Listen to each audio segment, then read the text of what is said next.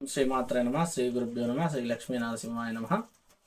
ఈరోజు మనం తెలుసుకోబోయే విషయం పెంపుడు కుక్కలు. పెంపుడు కుక్కలు పెంచుకునే వాళ్ళకి అసలు ఏం జరుగుతుంది, అసలు పెంపుడు కుక్కల వల్ల వచ్చే ఫలితాలు ఏంటి, అసలు పెంపుడు కుక్కలు ఎందుకు పెంచుకోవాలి, పెంచుకోవడం వల్ల లాభాలు ఏంటి, నష్టాలు ఏంటి, ఈరోజు తెలుసుకుందాం.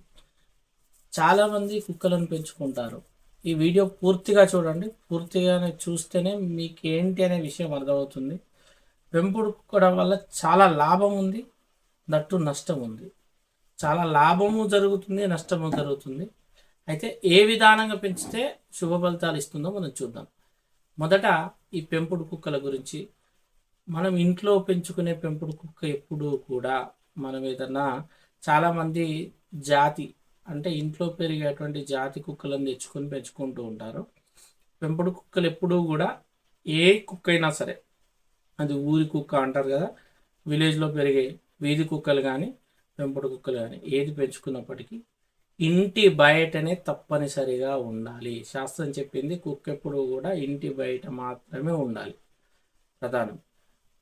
మొదట అసలు ఇంటి బయట ఎందుకు ఉండాలి, ఇది నేను చెప్తుంది కాదు, సైంటిఫిక్గా కూడా చెప్పింది. జ్యోతిష శాస్త్ర ప్రకారం మన దైనందిక జీవితానికి సంబంధించిన అనేక శాస్త్రాలు ఉన్నాయి.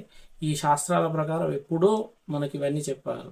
ఎందుకు బయట ఉండాలి అంటే, పెంపుడు కుక్క శరీరంలో ఉండేటటువంటి వెంట్రుకలు రాల్చడం వల్ల ఒక్క వెంట్రుక లోపలికి వెళ్ళినా కూడా మానసిక అనారోగ్యం, తర్వాత శారీరక అనారోగ్యం, ఇవి రెండూ కూడా కలుగుతాయి.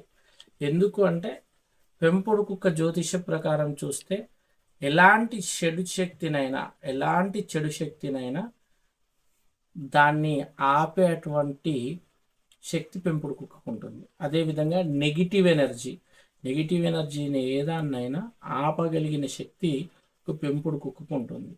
అదేవిధంగా దృష్టి దోషాన్ని సగం వరకు తగ్గించగలిగిన శక్తి పెంపుడు కుక్కకు ఉంటుంది. అయితే ఈ పెంపుడు కుక్క ఇంటి ముందు ఉండాలి. ఎప్పుడైతే అది గ్రహిస్తుందో, దానితోటి మనం ఇంటరాక్ట్ అవుతామో, దానివల్ల కూడా అనారోగ్య పరిస్థితులు ఏర్పడడం జరుగుతుంది. అది జ్యోతిషపరంగా ఆ విధంగా. సైంటిఫిక్గా ఆ వెంట్రుక ఒకవేళ ఊపిరితిత్తులలోకి పోయిందంటే అస్తమా రోగానికి దారితీస్తుంది. ఇది సైంటిఫిక్గా చాలామంది చెప్తున్నారు. ఇకపోతే శాస్త్ర ప్రకారం సైన్స్ చెప్పింది ఏంటంటే, ఆ యొక్క కుక్క, పెంపుడు కుక్క అయినా సరే వీధి కుక్క అయినా సరే, మల విసర్జన చేసిన తర్వాత